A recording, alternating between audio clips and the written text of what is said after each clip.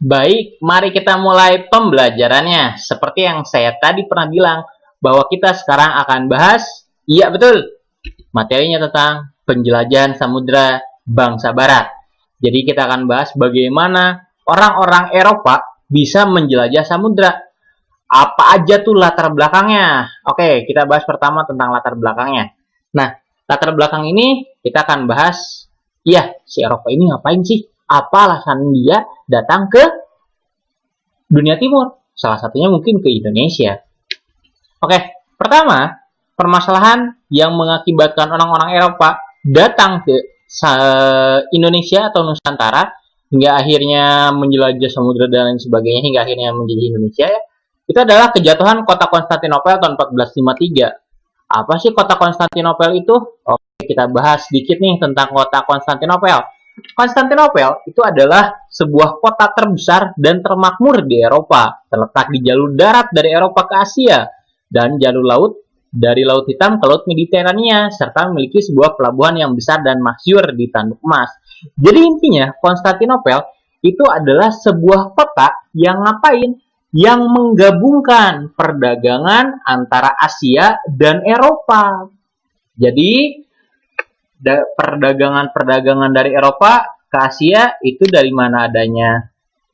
Ya betul, ya misalnya rempah-rempah Asia lah, nyampainya tuh kemana ya, ke sini juga gitu ya.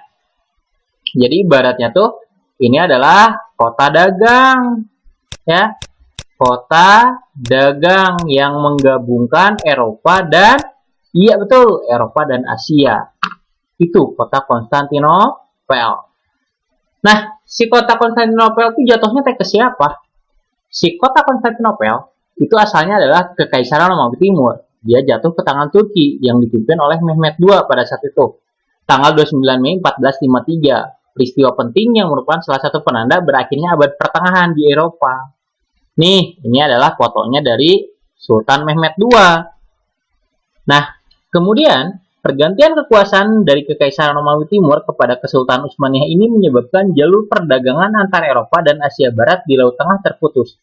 Persediaan rempah-rempah untuk dunia Kristen yang dulunya bisa didapatkan di Konstantinopel tidak tersedia lagi karena konflik antar agama Kristen dan Islam. Ya, berarti perang salib ini tuh. Nah, kemudian orang-orang Eropa itu, orang-orang yang dagang di Eropa itu terpaksa mencari jalur lain sumber rempah-rempah. Akhirnya mereka datang kemana? Ke Pulau Nusantara, salah satunya, yaitu menjajah Indonesia. Tapi kalau ditanya apakah mereka udah tahu Indonesia, sebenarnya mereka belum tahu tentang Indonesia. Yang mereka ketahui di dunia timur itu yang banyak rempah-rempah itu adalah kota apa? Betul, wilayah India. Jadi target utama orang-orang Eropa itu adalah untuk ke India, biar mereka tidak usah dagang lagi ke Konstantinopel karena Konstantinopel dikuasai oleh Islam.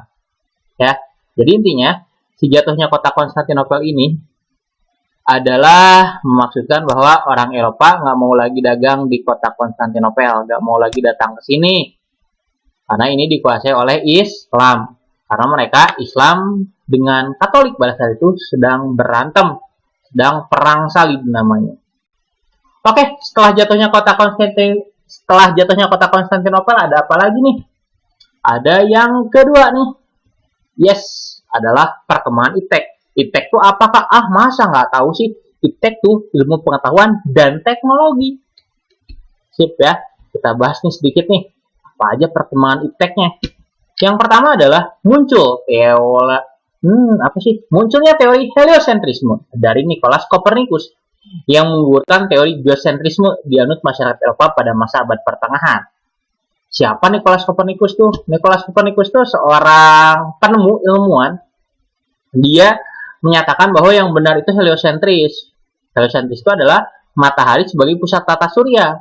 Sedangkan orang Eropa pada saat itu percayanya, ini heliocentrisme, percayanya apa? Percayanya bahwa bumi ini bentuknya datar dan sebagai pusat tata surya. Nih kayak gini. Ini namanya geosentris nih foto yang ini. Ya, bentar saya tulisin dulu deh. Biar nggak bingung. Ya, ini geosentris. Ya, geosentris. Ini adalah heliocentris.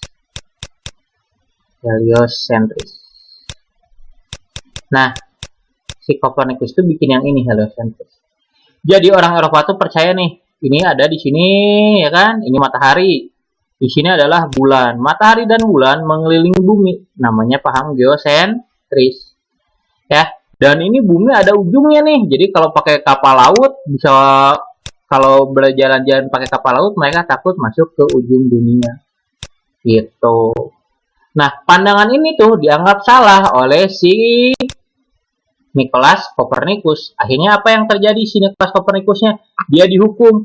Dia dianggap mengkhianati atau mengingkari ajaran yang ada pada saat itu tentang geosentrisme. Emang ajaran geosentrisme dari siapa? Iya, benar. Ajaran geosentris pada saat itu diajarkan oleh gereja. Ya. Dan ternyata pandangan Nicholas Copernicus ini mendapatkan dukungan dari Galileo Galilei bahwa yang benar adalah bentuk bumi teh bulat, bukan datar, coy. Gitu. Akhirnya Galileo Galilei juga sama nasibnya kayak Nicholas Copernicus. Diapain? Iya betul, dihukum juga oleh gereja. Gitu. Nah, itu tadi cuplikan materi pembelajaran dari Rumah Belajar of Friends. Buat teman-teman yang penasaran ingin mengetahui secara lengkap dan utuh materi pembelajaran dari Rumah Belajar of Friends, silahkan daftarkan diri Anda dengan menghubungi nomor WA di kolom deskripsi di bawah ini ya. Oke, kakak tunggu ya. Assalamualaikum warahmatullahi wabarakatuh.